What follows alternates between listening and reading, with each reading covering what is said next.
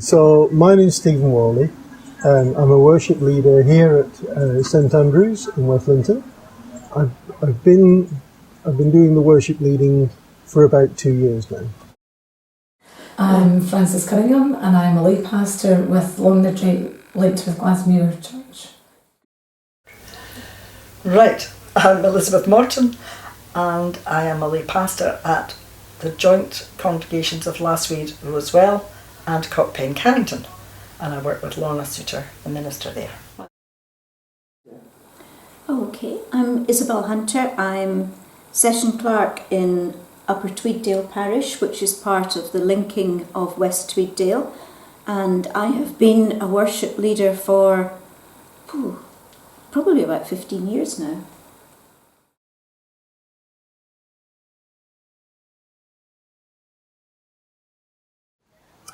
So for me, a worship leader is all about the service. So it's about preparing for a service, but the main task is just to lead a service normally on a Sunday. So that would be everything. That would be from choosing the hymns, working out the prayers, which you may get some help with, or you may not, depending on how the church operates, and presenting the reflection. When in our cases we always had 4 different services every Sunday, and so the minister clearly couldn't do all of them, so it needed someone else to fill in. Now we've got 6 churches in our charge, so it's even more important. But it's not just that. You're there if the minister's not well or the minister's on holiday. And I think the important thing about leading worship, you're not just a fill-in. You're not just there to fill in because the minister's not there. You are leading worship. You may not have the collar and everything, but it's a responsibility to do that. Varied, and I've tried, Lorna has encouraged me to try virtually everything. I take part in the worship most weeks, either the prayers or doing a reflection. When she's on holiday, I, with the other worship leaders in the congregation, take the services. I help her with Scripture Union in a primary school. I have taken worship for her when she's been on holiday at the local care home. I have been involved in funeral visits and been encouraged to write the tribute and the prayers. They've not been used, but just to get a feel of how to do it. Basically anything that she thought would assist me to grow and develop. I take part in the worship service every Sunday. I take part in the service at Longniddry and again in the service in Glasmuir. Some Sundays I write a prayer, some Sundays it would be an all-age talk, and on the occasional Sunday I would write a sermon. I also take part in Bible studies and worship leadership courses, being one of the leaders for that. I have been taking funerals with Robin as my minister, just taking as much part of the service that I can do. I have actually done one funeral on my own, which I enjoy it very much, being part of it all. There's not a bit that Robin doesn't ask me to try and do.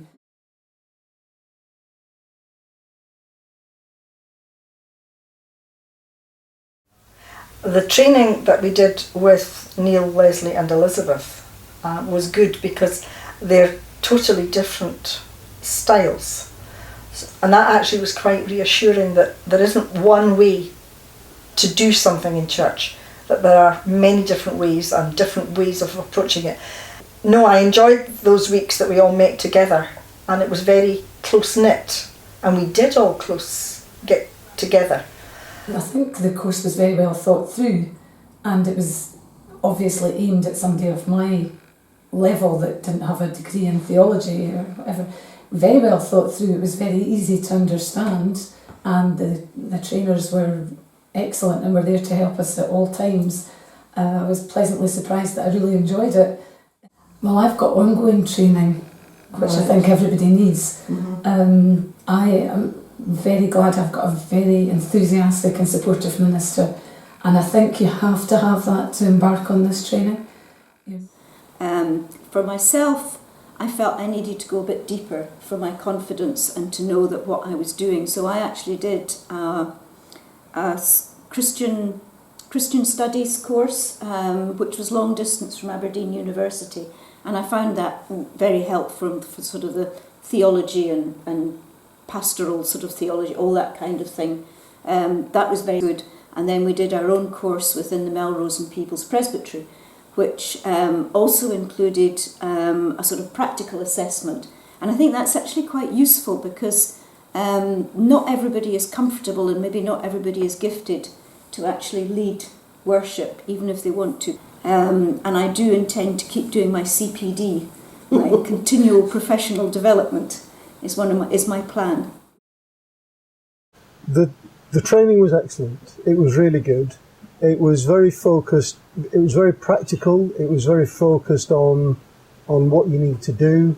So it went through what the typical format of the service should be, sets of prayers, 2 sets of prayers, and what those sets of prayers are there to do.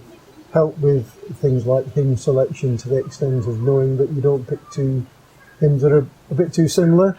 Or a mistake I made once was to pick 2 hymns that actually had the same tune. I think the problem with the course is there's not much theology in it. It's all about how the service goes. So sometimes you feel you're relying on your own knowledge. Now, most of us have been through many, many sermons, many services, probably know a lot more about the Bible than perhaps we think we do. I'm very lucky because we have a worship leaders group as well who talk about their experiences, talk about the material that they use. And that is incredibly useful as well. What materials are available, what resources are available. Something like that's always great.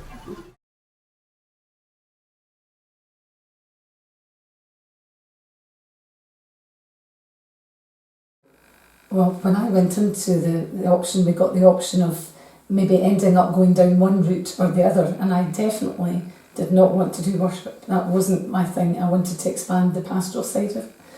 I love caring for people, organising social things, outreach, everything like that. I've just been to visit a care home and found it so rewarding. All that side of the pastoral care, and I like when people feel that they can share their concerns, their worries with me. And I thought that was the way I would go down, because I was somebody who would not go on the platform at communion, did not want anything to do with reading, just not up for it at all. And now I find myself doing everything. That was where I would see the difference in a worship leader. I wouldn't be doing pastoral stuff, but it was so important to me that I can marry the two. And I think being a lay pastor does give you that extra recognition, for want of a better word, that people feel they can speak to me because I'm a lay pastor, not just a worship. Not that that's in any way a reflection on a worship leader, because there'll be very excellent worship leaders. Well, the worship leaders tend to do in the church only, for one, basically.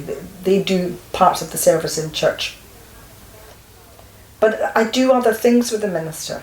I meet with her. We discuss how things have gone. I now help with Messy Church as well. And on one occasion she was on holiday and she asked if I would do the worship part of the Messy Church. And I did that. Now the worship leaders, although they're there maybe sometimes at the Messy Church, they don't actually do the worship. But I have done all these other bits and pieces. The worship leaders tend only to take part when the minister is on holiday. And there's 3 of us and we do it together, and they're from both congregations. Okay, I must admit I don't know very much about lay pastors, so what I'm conscious of is a worship leader. It's really just about the service for that 30 minutes, 40 minutes, an hour every week. Or however often the services are held. Whereas I imagine someone who's a lay pastor probably works with individuals or groups, helping them think about their faith issues, maybe helping them with practical issues as well. So I see them as being very different. Not an expert on this, but my understanding is that a lay pastor is a broader, involves a broader training, a broader development of talents than being a worship leader. I think my understanding is a lay pastor could end up as a worship leader, but then there's also other roles where they can help in ministry, maybe pastorally or, I don't know, some other ways.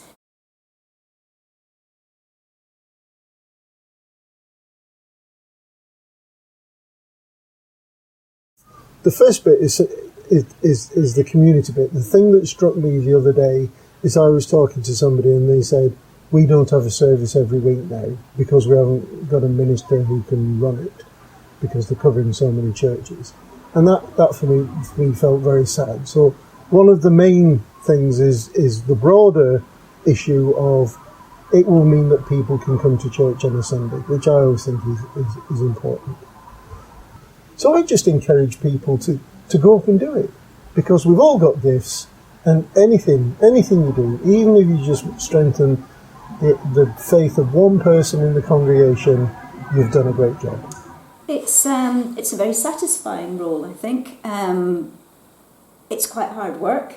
You do have to spend quite a few hours putting your service together every week, but it's challenging and it's interesting. I think it deepens your own faith just to have to get up close with all these different texts from the lectionary that you're not quite sure what's going to come at you. And choosing the hymns and writing the prayers is good.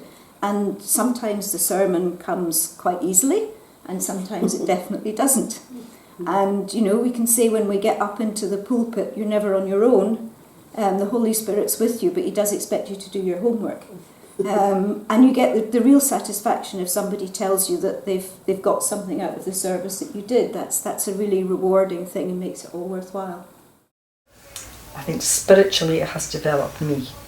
I have grown in not just faith, but in the desire to keep reading and looking at things. It's very fulfilling. I find a real depth to it all. And I come away really, not fired up, that's the wrong word, but really,